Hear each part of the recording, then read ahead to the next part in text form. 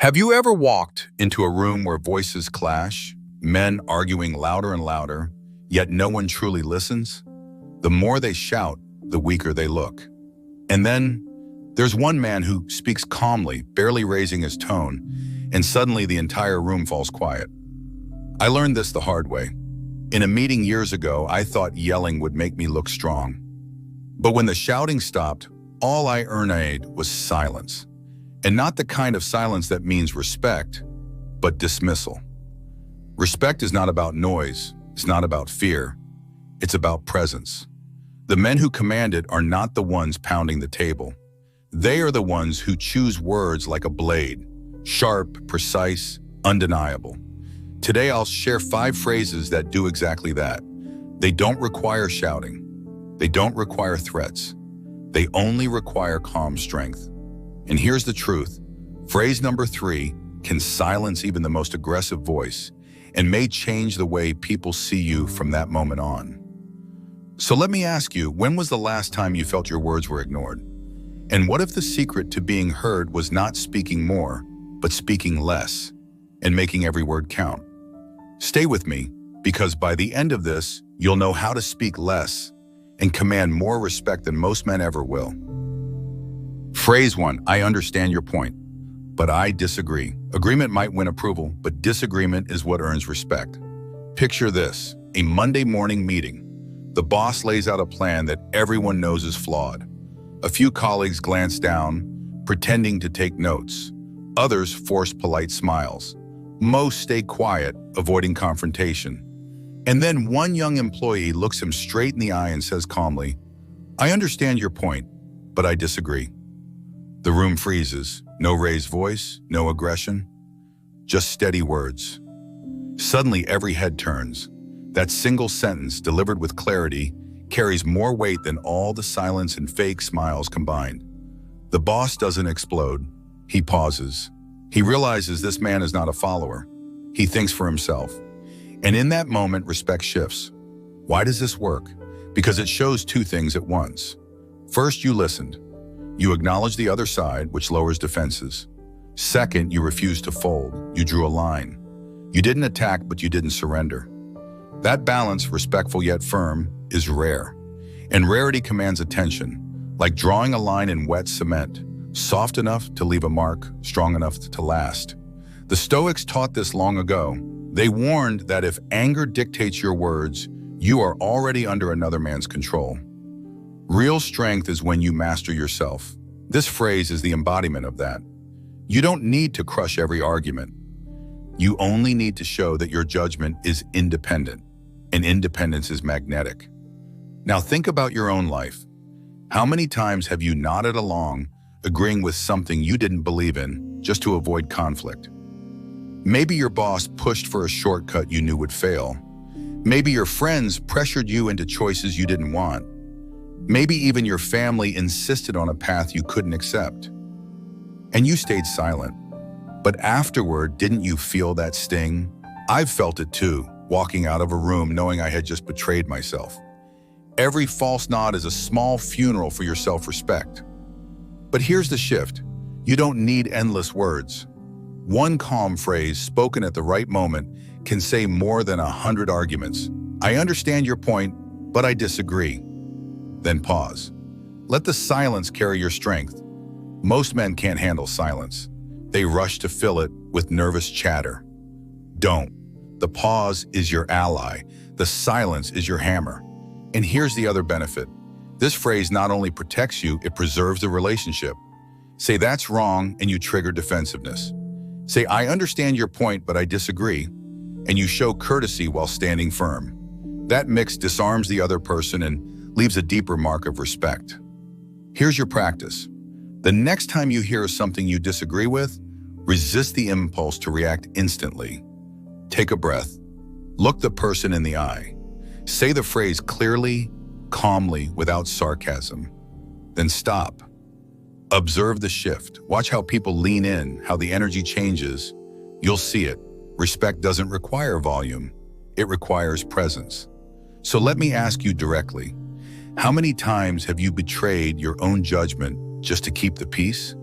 And what does it cost you in your career, your relationships, your confidence?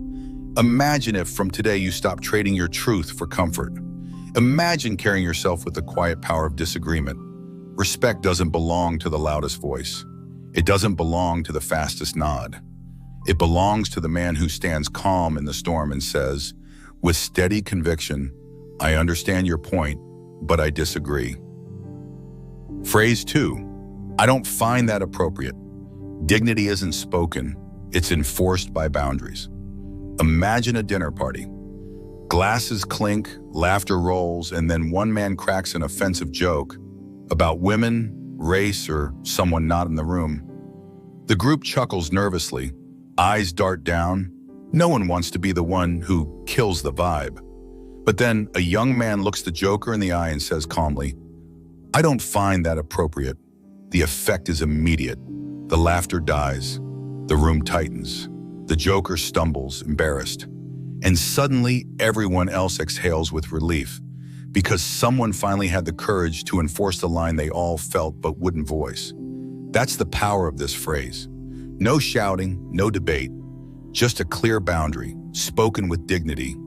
Like raising a shield in the middle of a feast. Suddenly everyone knows where the boundary stands. The Stoics compare dignity to an invisible shield, one you carry with you at all times. When you use this phrase, you make that shield visible. You're not just rejecting disrespectful behavior. You're declaring how people are allowed to treat you. And yet, most men fail this test. At work, when the boss drops a cutting joke among friends, when banter slides into cruelty, in family gatherings, when bitterness is disguised as humor. Too often, men laugh along just to keep the peace. But here's the truth. Every time you laugh at what you know is wrong, you sign a silent contract that says, this is okay. And every contract like that erodes your authority. I've done it myself, laughing at things that didn't sit right, just to avoid the awkward silence. But the shame that follows, it lingers far longer than the laughter. So here's your practice. The next time it happens, at the office, at the bar, even at your own table, don't over-explain, don't attack, and don't laugh along. Say it once, calmly. I don't find that appropriate. Then stop. Let the silence hang. That silence will weigh more than any lecture. This phrase works because it does what most men are afraid to do. It closes the door. People may not like it. Some may test you. But deep down, they'll recognize that you are not a man who validates what he secretly despises. And that recognition changes how they treat you. So let me ask you, how many times have you tolerated words or actions that chipped away at your respect, just to avoid a scene? And what would change if, instead of laughing along, you calmly drew the line? Because respect isn't only about what you fight for. Often it's about what you refuse to entertain. And when you refuse with dignity, the world takes notice.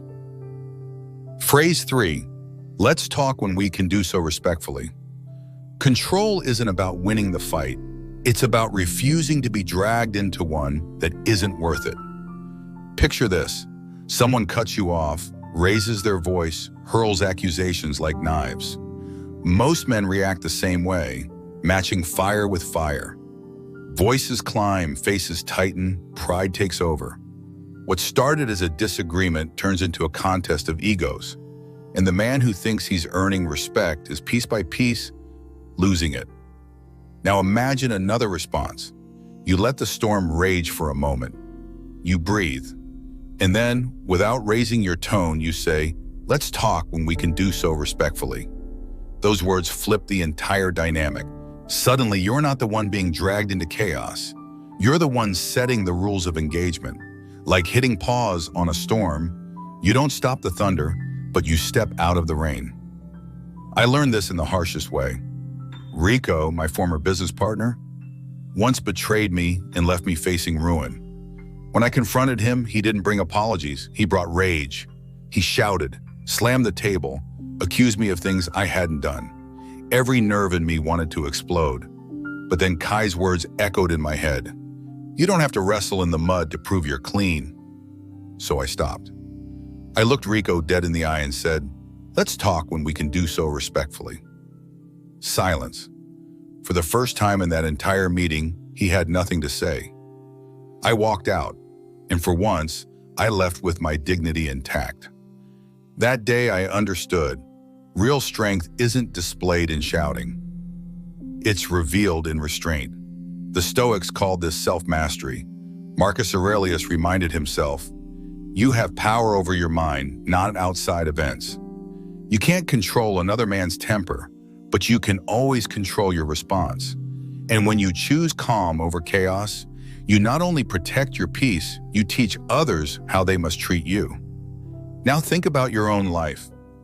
How many arguments have stolen hours, even days from you? How many times have you walked away drained, ashamed of the words you threw in anger?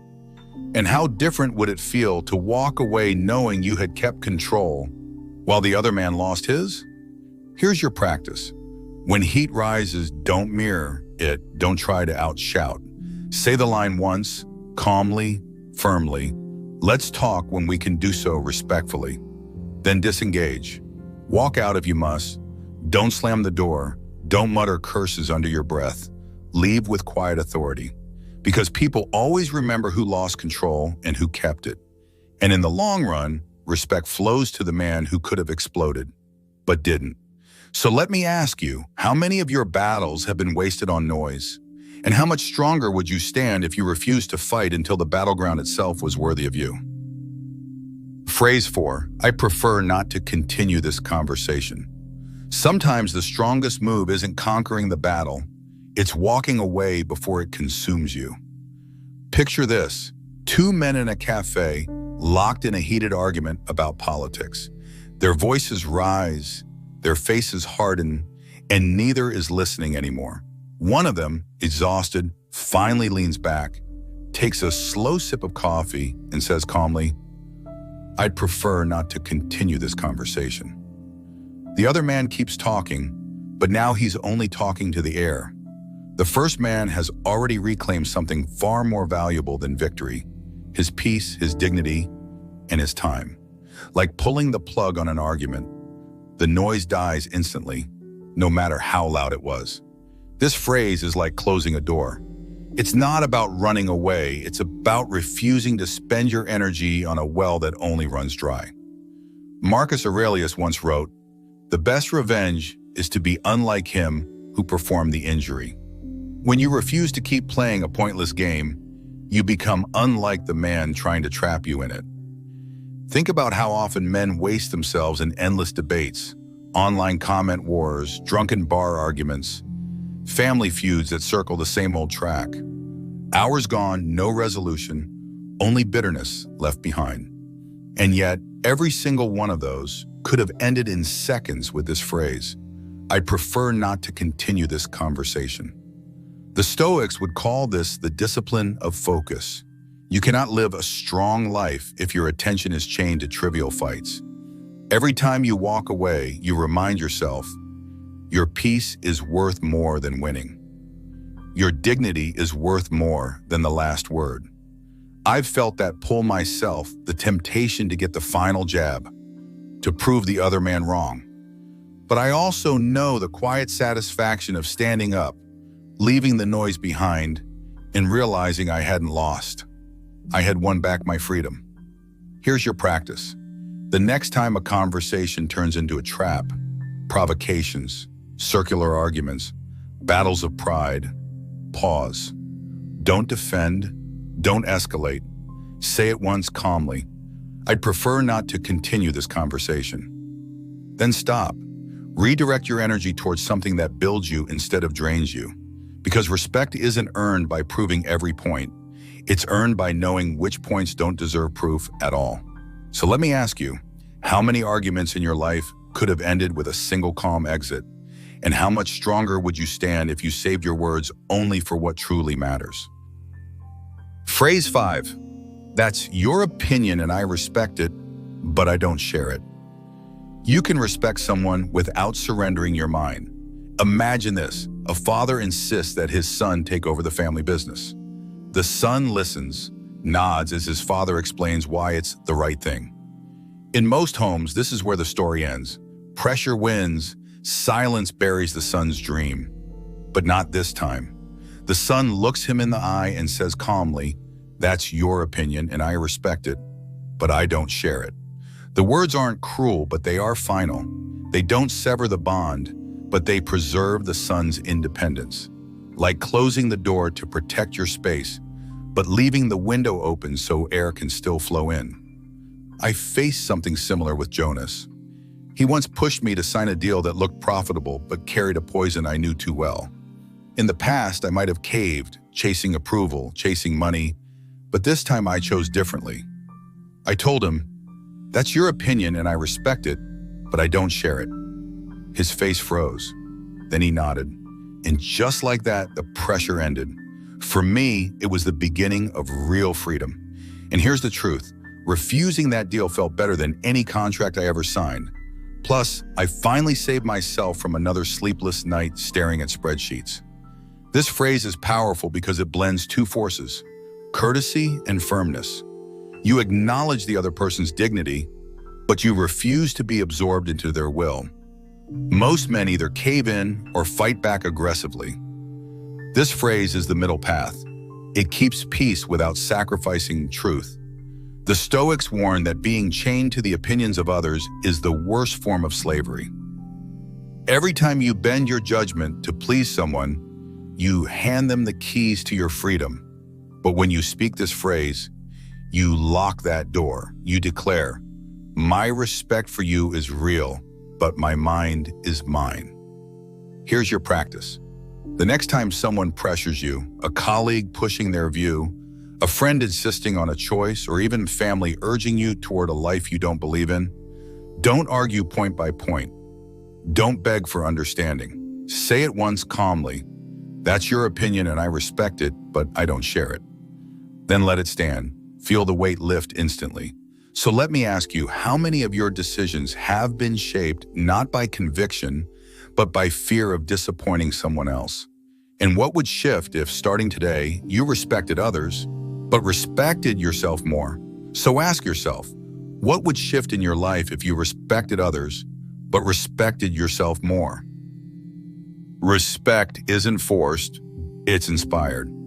Now you have 5 phrases that can shift not only the way men see you, but the way you see yourself. "I understand your point, but I disagree. I don't find that appropriate. Let's talk when we can do so respectfully. I'd prefer not to continue this conversation. That's your opinion, and I respect it, but I don't share it." They look simple. They sound simple. But each one is a blade, sharp, precise, undeniable. They cut through noise, disrespect, and manipulation, leaving only the presence of a man who knows his worth. Remember this, respect is never seized by shouting. It's never won by bending or betraying yourself. Respect is not forced, it's inspired. And it's inspired when you stand calm in the storm, when you hold your dignity even when others lose theirs, when you choose peace over chaos. Think of it like dawn after a storm. The clouds still hang heavy, but a single ray breaks through, and suddenly the whole sky shifts. That's what respect feels like when it's born from calm strength. Quiet, steady, undeniable. So let me ask you, when the next storm comes, which phrase will you carry into battle? And when you speak it, not with anger, but with clarity, how will it reshape the way the world sees you and the way you see yourself? Because in the end, the loudest voice always fades, but the calmest one, the one rooted in conviction, echoes long after the noise is gone. Don't just watch this. The next time you feel that sting, choose one phrase and use it. Which phrase will you carry into your next battle? Leave your pledge in the comments. And if this gave you strength, subscribe and share it with a brother who needs it. Because respect grows when men like us spread it.